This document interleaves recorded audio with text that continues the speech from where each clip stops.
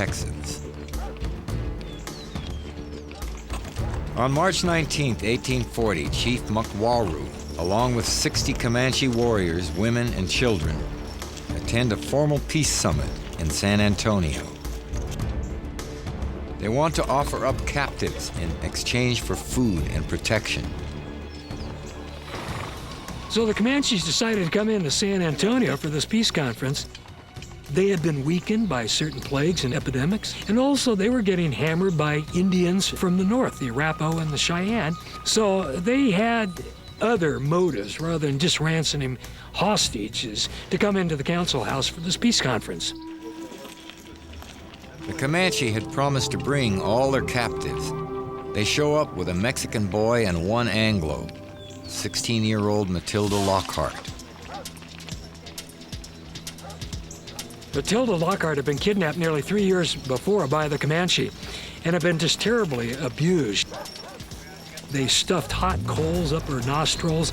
They scarred her everywhere in her body, but she was also very highly intelligent, and she had learned Comanche.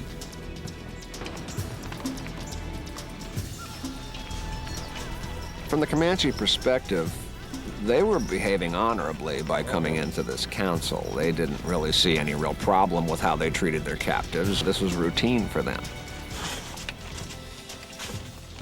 Lockhart tells the Texans that there are more captives, but Chief Mukwaru claims that other bands of Comanche hold the hostages.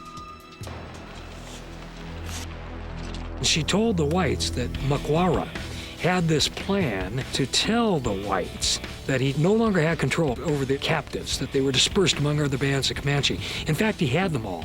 And his plan was, instead of turning them all over at once, to ransom them one by one and thereby get more horses, get more supplies, one at a time. Mukwaru said, "This is all that's in my band. I have no control over the other bands," and this infuriated the Texans.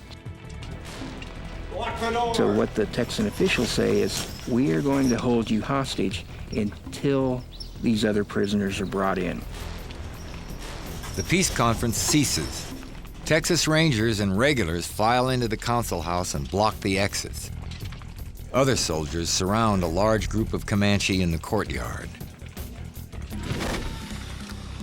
The order was given, if they attack, fire. One of the Indians made a break for the door. The Texan tried to stop him, and he was stabbed twice, mortally wounded. The Texans open fire using the terror tech of the time: smoothbore muskets, plains-style rifles, and single-shot pistols.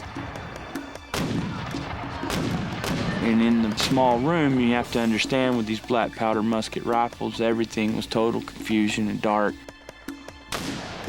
And in the initial fire, it appears that some of the Texans who are killed are actually killed in that first volley.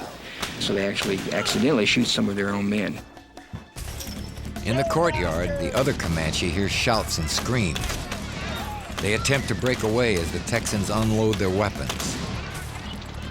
When the battle breaks out, the Comanches try to get out of town. They run down the streets, they're chased. It's not only the soldiers that respond, but you have many townspeople who pick up their guns and begin to chase the Comanches out of town. San Antonio residents get caught up in the fury. The peaceful powwow has turned into a melee.